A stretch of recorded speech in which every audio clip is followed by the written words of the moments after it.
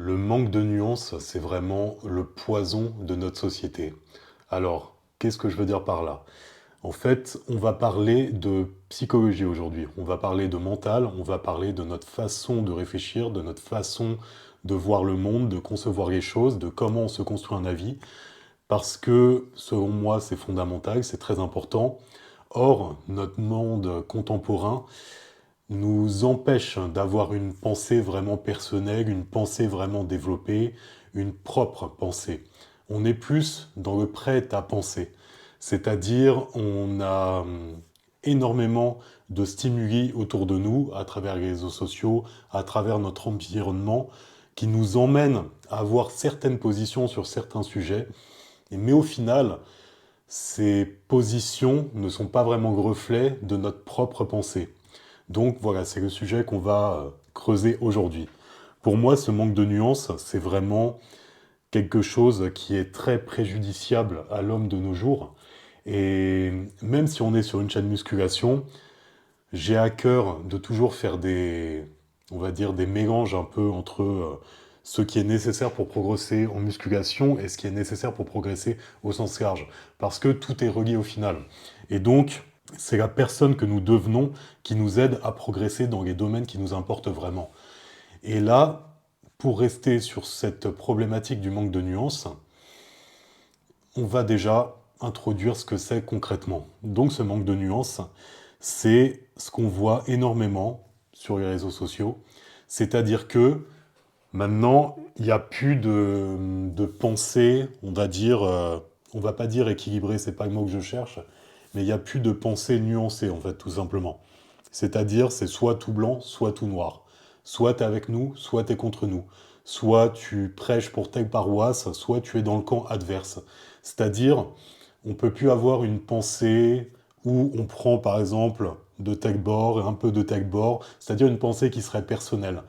Faut qu'on aille directement sous une bannière, qu'on choisisse le maillot de telle équipe, si vous voyez l'idée. C'est quelque chose de très courant à l'heure actuelle, et malheureusement, comme on peut le voir justement, ça provoque beaucoup de tensions dans notre société actuelle. Parce que on est vraiment dans des clans. On est sous une bannière, on est dans une équipe, et l'autre en face est forcément contre nous.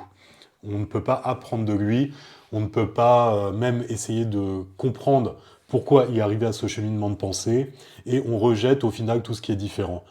Et c'est très paradoxal, parce que justement, on a accès à énormément de connaissances, on a accès à énormément de visions du monde, on a accès à tout, au final, si on cherche, et on a l'impression qu'on n'a jamais été aussi fermé d'esprit, qu'on n'a jamais été aussi clivant, mais en même temps, c'est tout un système qui fait que on est comme ça. Et moi, le premier, là, je fais le malin à faire des phrases, mais évidemment que ça m'arrive d'être parfois, pour ceux qui me connaissent même souvent, très fermé sur certains sujets, mais voilà, ça ne m'empêche pas d'en avoir conscience et de travailler là-dessus, justement, d'essayer de conserver une certaine ouverture d'esprit, tout en étant cohérent avec les valeurs qui sont importantes pour moi. Parce qu'il ne faut pas tomber dans l'excès inverse, c'est-à-dire ne plus avoir de pensée propre et être dans une forme de relativisme absolu et au final d'accepter tout et n'importe quoi. Ce qui est vraiment fondamental, en fait, c'est d'avoir une pensée qui soit vraiment personnelle. Et la problématique à l'heure actuelle, c'est de réussir à se construire une pensée personnelle. Parce que on est un, on est un mélange d'influences diverses et variées, qu'on va approfondir par la suite. Mais bon, on va y aller étape par étape. Je vais essayer d'être un peu plus structuré que d'habitude dans mes podcasts, parce que bah, déjà, c'est important de progresser. Et puis même pour vous, ça sera peut-être un peu plus agréable à écouter. Maintenant, on va attaquer en fait la base de ça. Pourquoi on en est là? Pourquoi on en est à cette société qui manque autant de nuances? En fait, c'est très symptomatique de notre époque, de notre monde. Et le truc, c'est que, voilà, déjà, par notre éducation, on va avoir une certaine vision du monde. Par rapport à l'endroit où on est né, par rapport au contexte dans lequel on grandit, par rapport à notre environnement familial, amical, sociétal, ça va nous donner une vision du monde. À partir de là, on va avancer dans la vie, nos expériences vont soit confirmer, soit alimenter, on va dire, cette vision, et on va se construire petit à petit. Le truc, c'est que maintenant, avec les réseaux, on va être confronté à d'autres personnes qui vont peut-être partager la même base de vision que nous, mais avec sous couvert de quelque chose de plus clivant. C'est-à-dire que on va présenter une vision du monde comme étant un absolu qu'on doit imposer aux autres. Et tout ce qui ne va pas dans la même direction que nous, qui ne va pas dans le même sens que nous, doit être rejeté, est forcément préjudiciable, est forcément mauvais, est forcément absurde. Et même maintenant, on en arrive vraiment à une impossibilité de discussion parce que on est dans cette culture du clash où on ne fait que critiquer, que rabaisser l'autre sans discussion vraiment constructive. Ce qui est délicat maintenant, c'est que justement, avec les réseaux, on va consulter certaines formes de contenu. Bien entendu, on va consulter des choses qui nous plaisent. Et les réseaux vont mettre sous notre nez, H24, des choses qui vont dans notre sens. Donc, on va avoir une pensée initiale qui a été construite par notre environnement, par notre vécu, par nos parents, par nos amis. Et en plus, avec les réseaux, on va se conforter dans cette position. Si on a envie, évidemment, de suivre, si on a envie de suivre ce qui nous a été inculqué au départ.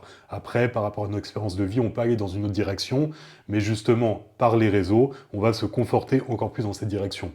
Mais le truc, c'est que, au lieu de nous ouvrir l'esprit, on va s'enfermer encore plus parce que l'algorithme va nous mettre sous le nez que des choses qui vont dans le sens de ce qui a l'air de nous intéresser. Donc on va être encore plus renfermé. On va avoir, en plus, paradoxalement, un argumentaire encore plus fourni, donc on va se sentir encore plus pertinent, sauf que, bah, justement, ça ne sera, encore une fois, que des choses qui vont dans une direction de pensée. Ça va nous... En fait, notre angle de vision va s'affiner encore plus. Donc, on va avoir une impression d'avoir plus de connaissances, d'avoir plus de maîtrise du sujet, mais on sera encore plus niché, on sera encore plus focalisé sur un domaine restreint, notre pensée sera encore plus fermée. Et donc, ça rejoint ce manque de nuances. Il n'y aura plus la moindre nuance, parce que tout ce qu'on aura créé autour de nous va nous conforter dans notre position, dans le fait qu'on a l'impression de détenir une forme de vérité absolue. Et là, justement, vous me voyez venir, c'est le terrain le plus fertile au monde pour toutes les dérives auxquelles on assiste à l'heure actuelle, que ce soit politiquement, socialement, toutes les histoires de clans qu'on peut voir dans la société, dans tous les domaines que ce soit, c'est la résultante de ça, au final. Bah, c'est ce qui m'emmène d'ailleurs donc sur le deuxième axe de réflexion par rapport à ça. Le gros problème de tout ça, c'est que où est notre propre pensée?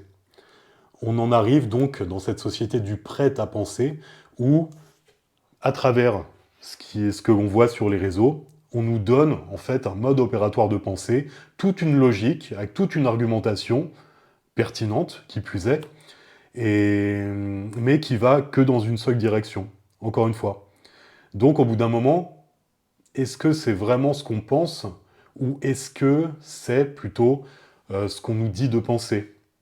Quelle est notre part d'individualité là-dedans? Est-ce que c'est vraiment ce que je ressens au fond de moi? Est-ce que ce sont des valeurs qui m'animent vraiment? Ou au final, n'est-ce pas plutôt la résultante de quelque chose que je regarde quotidiennement et donc qui me conditionne au fur et à mesure du temps? Et là, déjà, voilà, c'est un premier axe de réflexion qui pourrait être intéressant à voir. Et si je veux rester, par exemple, dans le domaine de la musculation, on peut y assister à l'heure actuelle. Parce qu'il y a énormément de guéguerres en fonction des écoles, sur la manière de s'entraîner, sur les programmes, sur l'amplitude, sur des concepts comme l'intensité, ce genre de choses. Et on arrive vraiment à une guerre de clans où on peut voir entre guillemets, les fans de tel influenceur livrer une bataille contre les fans de tel autre influenceur, et même des déversements de haine dans les espaces commentaires, juste parce qu'une personne a dit quelque chose qui va à l'encontre de leur influenceur favori. Et c'est là justement où on sent que c'est potentiellement dangereux, ce type de façon de penser. On passe à côté d'énormément de choses, en fait, en étant si dogmatique. Et ça, justement, si on reste sur la musculation, je suis passé par là également parce que bah, quand c'est vrai que c'est délicat vu la profusion de sources qu'on peut trouver sur Internet, et quand on trouve une source qui arrive à nous convaincre, à nous mettre en confiance, on essaie, ça a l'air de fonctionner sur nous, on a l'impression d'avoir trouvé le Saint Graal, et cette source va passer pour parole d'évangile à nos yeux, et ce qui va à l'encontre de cette source, si en plus on va essayer que ça n'a pas fonctionné pour nous, eh bien on va se sentir investi d'une mission divine à vouloir euh, inculquer la vérité aux autres.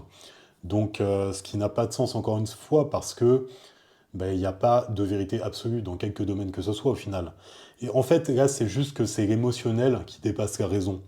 C'est-à-dire que on a un investissement émotionnel par rapport à telle façon de penser, par rapport à notre vécu, par rapport à nos expériences de vie, par rapport à nos résultats. Et à partir de là, comme tout ce qui repose sur l'émotionnel, on est complètement dépassé par nos émotions et on oublie le facteur raison.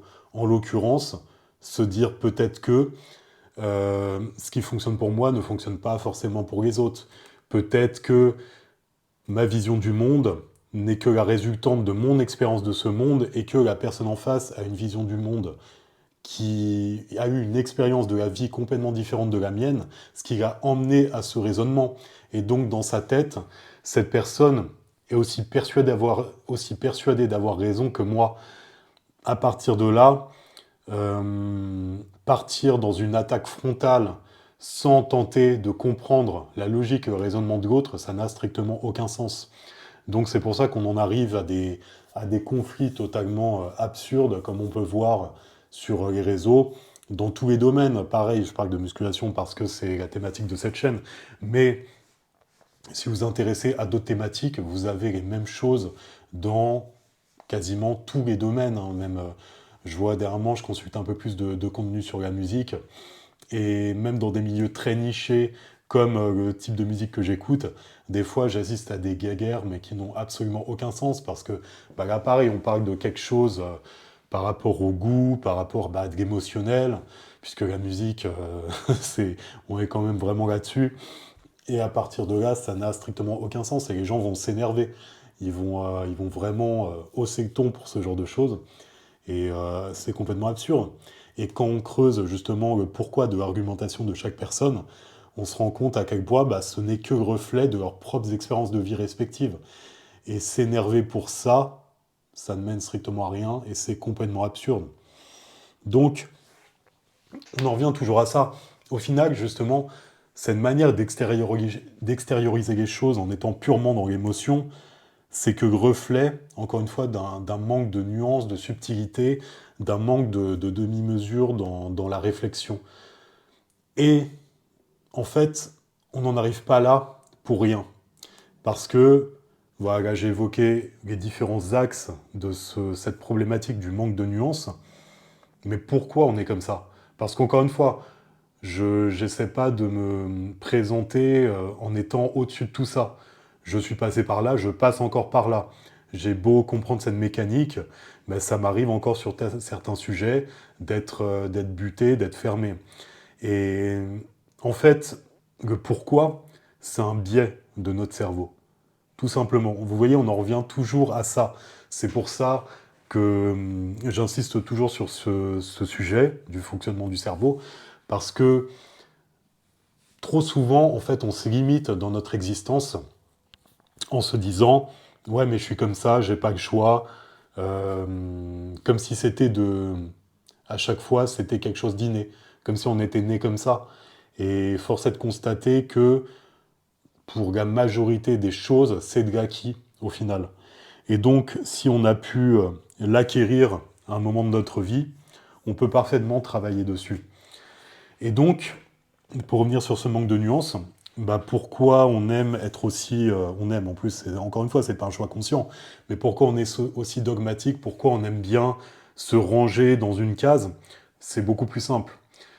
Notre cerveau a tellement d'informations à traiter au quotidien, on a tellement de choses à faire, il y a beaucoup de choses qui sont en automatique, mais évidemment, en plus dans notre société, pareil, hyper connectée, où tout est très rapide, où on a énormément de choses à faire, notre esprit est constamment capté, et c'est compliqué de prendre du temps pour analyser notre propre réflexion et travailler dessus. C'est inconfortable, qui plus est, parce qu'on va se retrouver seul avec soi-même et dans quelle direction aller. Ça peut être frustrant, ça peut être... Tout simplement, c'est pas quelque chose qu'on nous apprend à faire, c'est pas quelque chose de socialement stylé à l'heure actuelle. On passe même pour quelqu'un de lourd avec ce genre de concept. Mais c'est dommage, hein, parce que... Et encore une fois, justement, là, je m'inclus dedans, parce que pendant de longues années, je n'ai pas pris le temps de faire ça, et ce qui m'a fermé énormément de perspectives d'évolution dans mon existence. Et ça m'enferme encore à l'heure actuelle, parce que des freins que j'ai encore maintenant, ils sont là, c'est la résultante en fait de conditionnements antérieurs. Et donc, tout ça, c'est vraiment voilà, le fonctionnement de notre cerveau qui fait que on est comme ça.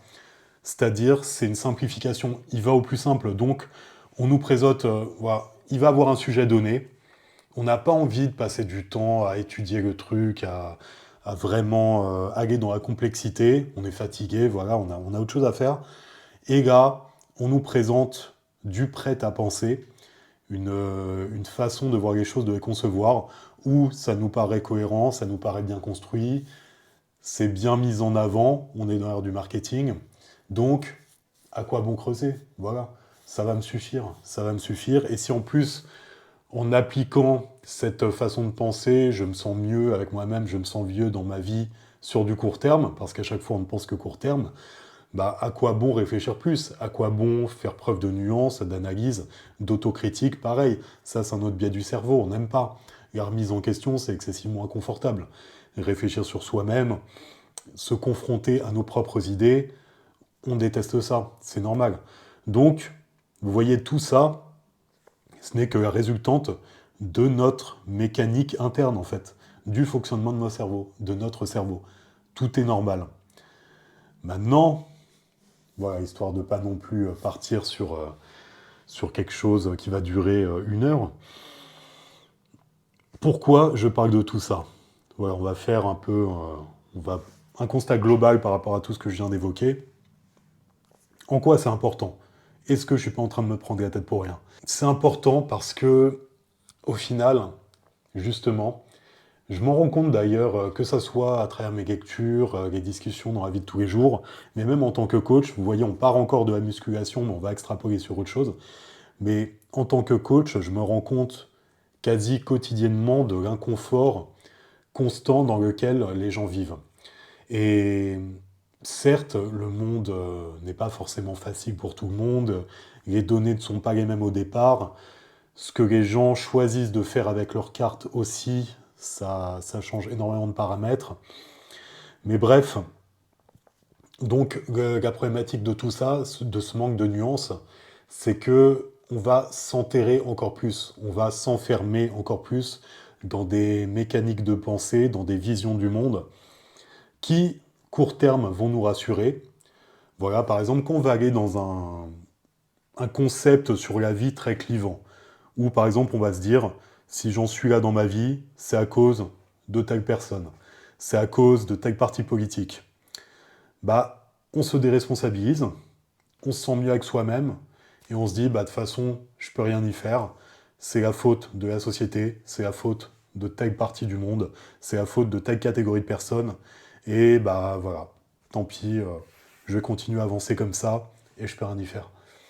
Et là, c'est horrible, en fait, on a tout perdu. On a tout perdu. Et le problème, c'est que justement, les sources d'informations qu'on va consulter vont nous conforter dans cette idée. Donc, on va se sentir compris, on va se sentir moins seul, on va se sentir valorisé, parce qu'encore une fois, c'est pas de notre faute. Mais ces sources qui propagent ces modes de pensée ne sont pas là pour nous aider. Elles sont là pour faire fructifier l'attention qu'elles captent. C'est-à-dire que ces sources, Elles vont monnayer l'attention qu'on leur donne. Elles vont s'en servir pour créer quelque chose, du contenu, vendre quelque chose, influer d'une manière ou d'une autre sur une politique. Dans ce concept, on est juste de la marchandise au final. Donc, vous voyez où je veux en venir, et l'importance de se construire une pensée propre. Parce que là, on ne fait que suivre un schéma qu'on nous a donné, qui nous emmènera dans une direction que eux-mêmes ne suivent pas, c'est-à-dire les gens qui nous présentent ces modes de pensée, eux, ils se servent juste de ça pour se construire leur propre vie. Vous voyez tout le paradoxe de tout ça. Et nous, pendant ce temps-là, bah, on est juste conforté dans notre position et on ne bouge pas. Et c'est ça donc la grosse problématique de ce manque de nuances, de cette société hyper clivante. C'est que on s'enterre encore plus dans, dans là où nous sommes en fait. On n'arrive pas à avancer, on n'arrive pas à progresser parce qu'on est complètement fermé. Et c'est très très très vicieux, très pernicieux. Parce que même quand on en a conscience, on peut revenir dans ces schémas. C'est pour ça que c'est vraiment fondamental de se construire une pensée personnelle, une pensée qui nous soit propre. Bien entendu que toute pensée est nourrie par des sources externes, mais le truc, justement, c'est de garder une certaine forme d'ouverture d'esprit pour prendre ce qui nous correspond vraiment et construire notre façon de penser autour de ça. Et justement, par rapport à tout ça, maintenant que le constat est fait, que l'on sait où ça nous mène, nulle part, que l'on voit toutes les problématiques que cela nous met en face, il est temps de passer aux solutions et que faire pour se réapproprier notre mental. Parce que c'est ça, au final, qui est la chose la plus importante à l'heure actuelle. Parce que si on veut avancer, si on veut avoir des résultats différents, si on veut progresser dans notre vie au sens large, il est important d'aller dans une direction qu'on a vraiment choisie, une direction qui nous fasse vibrer, une direction où le pourquoi est suffisamment fort pour nous donner l'énergie pour avancer. J'ai souvent parlé du mirage de la motivation, mais on est exactement là-dedans. Pourquoi on est constamment à la recherche de la motivation? Parce qu'au final, on va dans des directions qui ne nous correspondent pas. Parce que notre pourquoi n'est pas assez fort. Mais pourquoi notre pourquoi n'est pas assez fort? Parce qu'on est sur des pourquoi qui sont imposés par l'environnement, par les réseaux sociaux, par notre environnement, par des choix qui ont été faits autour de nous, qu'on n'a pas conscientisé, et au final, on a été dans une direction qui ne nous parle pas. Donc, vous voyez à quel point tout se rejoint et à quel point c'est primordial d'avoir une réflexion propre, une pensée propre. Et donc pour cela, évidemment, il y a énormément de travail. Et plus vous avancez en âge, je sais de quoi je parle, plus c'est difficile parce que bah, vous avez été conditionné pendant des décennies et pour sortir de ça, c'est un enfer. Et ça peut revenir très facilement dès que vous levez le pied. Ça aussi, c'est très très très compliqué. J'en ai encore fait les frais récemment. C'est assez pénible. Mais bon, une fois que vous en avez conscience, bah, vous savez ce qu'il vous reste à faire pour travailler là-dessus. Mais donc, pour commencer à se réapproprier le mental, il est très important de choisir le contenu qu'on consulte. Parce que donc ces histoires d'algorithmes, c'est bien gentil, mais les réseaux, en fait, évidemment, je ne vais pas cracher dans la soupe, vu que je suis dessus, mais ils sont censés être à notre service et pas l'inverse. Ce que je veux dire par là, c'est que les suggestions, faut réussir à s'extraire de ça. Déjà, le concept de scroller, c'est juste pas possible. Et là, c'est vraiment de la perte de temps sèche. Bon, évidemment, vous êtes dans une file d'attente, dans un truc comme ça. Là, évidemment, il y a pas de souci. Mais par exemple, être chez soi, avoir des projets de vie, ou même juste passer du temps de qualité avec sa famille et être en train de scroller, là, non, c'est juste pas possible. Là, c'est vraiment du gaspillage absolu de temps de vie. Et ça, c'est horrible, et d'autant plus que on se détruit plus qu'autre chose en faisant ça. Il serait plus intéressant de faire quelque chose que vous aimez vraiment plutôt que ça. Pour ce qui est, par exemple, de YouTube, les suggestions, tout ça, en fait, c'est important de choisir vraiment ce qu'on va regarder. Et pas juste être une girouette et commencer à regarder un truc et voir quelque chose dans les suggestions sur le côté et partir sur le côté. Non, les gars, on ne construit rien. Donc là, on a besoin d'un reboot, on a besoin d'un redémarrage du système central. Et donc, c'est important de faire des choix éclairés. Ce que je veux dire par là, c'est que si par exemple on a envie d'avancer dans un domaine de notre vie, dans ce cas-là, consulter du contenu cohérent par rapport à ça. Mais pas une seule source. Alors attention, pas non plus 10 sources, parce qu'il ne faut pas s'éparpiller. Maintenant, il y a toujours, voilà, on va dire, deux trois sources qui nous paraissent, avec qui, au niveau de ce que dégage la personne, on va être un peu plus en accord. Bah voilà, juste approfondir ces sources-là. Mais une fois qu'on a fait ça, donc on consulte du contenu qu'on a vraiment choisi, ce qui est très important, et là on va aller dans quelque chose de masochiste, c'est de ne pas hésiter à aller consulter les sources opposées à celle-ci. Et là c'est dur. Et là je suis complètement d'accord. Mais pourquoi? Parce que justement ça va nous aider, intellectuellement ça va énormément nous aider à réfléchir, à garder une certaine ouverture d'esprit et à comprendre des mécaniques de pensée. Et vous allez voir que c'est super intéressant. Parce que, évidemment, des fois, on va consulter, par exemple, du contenu dans une thématique donnée. Et évidemment, on va avoir plus de feeling avec certaines personnes dans leur façon d'être, leur façon de parler, dans ce qu'elles dégagent. Donc, on va être plus enclin à les écouter. Et quelqu'un d'opposé au niveau de la pensée à cette personne aura une façon d'être complètement différente, un langage corporel différent, une façon de s'exprimer complètement différente. Ça va même être, il va nous paraître antipathique. Et du coup, ça va être dur à écouter. Et j'en ai fait les frais plus d'une fois, ça aussi, hein. Mais j'ai insisté, j'ai forcé, c'était pas simple, hein. Et mine de rien, alors des fois, c'était, voilà, il y a peut-être je vais écouter un truc, il y aura rien, enfin rien qui me parlera. Mais au bout d'un moment, je vais entendre un argument et ça va me faire, je vais pas dire une révélation, mais je vais ah d'accord, c'est une façon de voir les choses que j'avais jamais envisagée et c'est intéressant. Et hop, ça me fait un outil de réflexion en plus. Parce que ça, évidemment, dans mes sources que je fréquente habituellement, je n'avais jamais vu, il n'y avait jamais eu d'interprétation de tel événement de cette façon-là. Et là, dans cette source opposée, bah là, c'est une façon de concevoir les choses, de voir le monde complètement différente, et c'était très intéressant à entendre. En passant du temps comme ça, alors, encore une fois, évidemment, je ne dis pas de passer 3 heures par jour à écouter des choses comme ça, c'est vraiment des choses qu'on va faire en écoutant autre chose, en faisant autre chose, pardon. Donc, en faisant autre chose, par exemple, quand vous êtes au volant, dans les transports, vous écoutez ce genre de choses. Mais en fait, ce que je veux dire par là, c'est qu'ainsi, vous allez nourrir votre cerveau. Au final, c'est comme le physique. Si vous passez votre temps à vous nourrir de malbouffe, votre résultat physique sera en adéquation avec votre manière de le nourrir. Le cerveau, c'est la même chose. Si vous passez votre temps à scroller et à vous nourrir intellectuellement de contenu condensé en 30 secondes, évidemment que la pensée ne sera pas très profonde, pas très nuancée. Ça sera le reflet de notre consommation intellectuelle. C'est quoi le problème de ça? Bah, ça va être notre façon de concevoir la vie et d'avancer, de faire des choix dans la vie. Vous voyez, encore une fois, l'importance de tout ça. Si vous vous construisez psychologiquement avec une certaine ouverture d'esprit, ça vous donne plus d'outils à affronter le monde.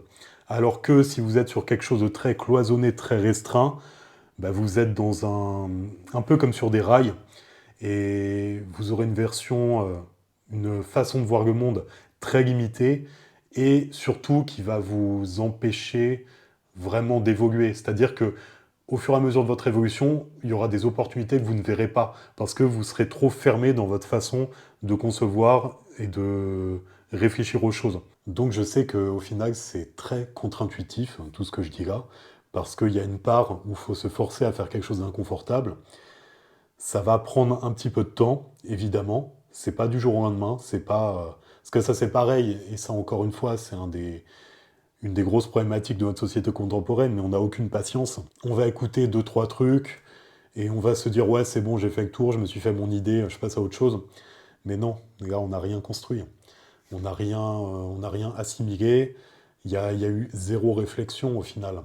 Donc là, on avance nulle part. C'est comme si vous allez faire 3 séances de sport, votre physique n'aura pas changé. Là, c'est exactement la même chose. On néglige énormément le travail du mental. Certes, il y a des gens qui n'ont pas besoin de tout ça, qui ont eu peut-être un environnement plus favorable, qui ont peut-être fait d'autres choix d'investissement au niveau de leur temps, qui se sont peut-être formés plus jeunes à apprendre certaines choses et tout. Mais donc, ce sont des gens qui n'ont pas besoin de tout ce travail au niveau du cerveau.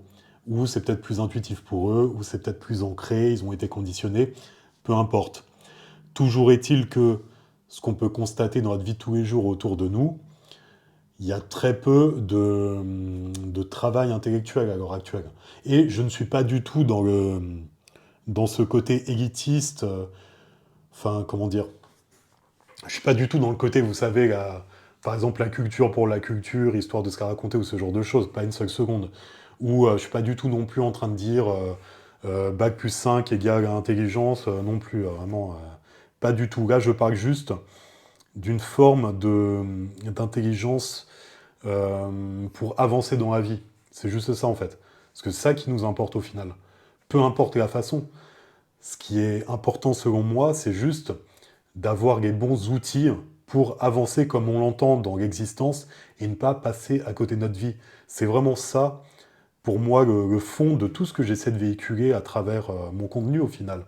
C'est cette nécessité de prendre soin de soi, de notre mental, de notre cerveau, pour vraiment avancer dans une direction qui nous parle et ne pas perdre de temps, ne pas avoir une impression, ne pas se déresponsabiliser, ne pas avoir une impression de ne pas avoir la moindre emprise sur notre futur. Parce qu'il n'y a rien de pire, il y a rien de plus frustrant, il n'y a rien de plus décevant que d'avancer au fur et à mesure du temps et se rendre compte qu'on est toujours à la même place, au même endroit, alors que c'est pas du tout là qu'on a envie d'être. Passer à côté de sa vie, pour moi, il n'y a rien de pire, il n'y a rien de plus frustrant. Et le truc, c'est que si on passe à côté, on se déresponsabilise en disant que c'est à cause de ci, de ça, de ce que j'ai vécu, ok d'accord, mais on oublie cette énorme part de déresponsabilisation qui est le fruit d'un environnement, d'une société qui ne nous aide pas à penser autrement également. Donc, c'est pour ça que je suis pas du tout en train de dire que c'est simple, que c'est facile. Je dis juste qu'il est important d'en prendre conscience et de mettre en place le plus rapidement possible des petites actions pour avancer, pour se construire psychologiquement, pour se sentir mieux mentalement sur le long terme, tout simplement.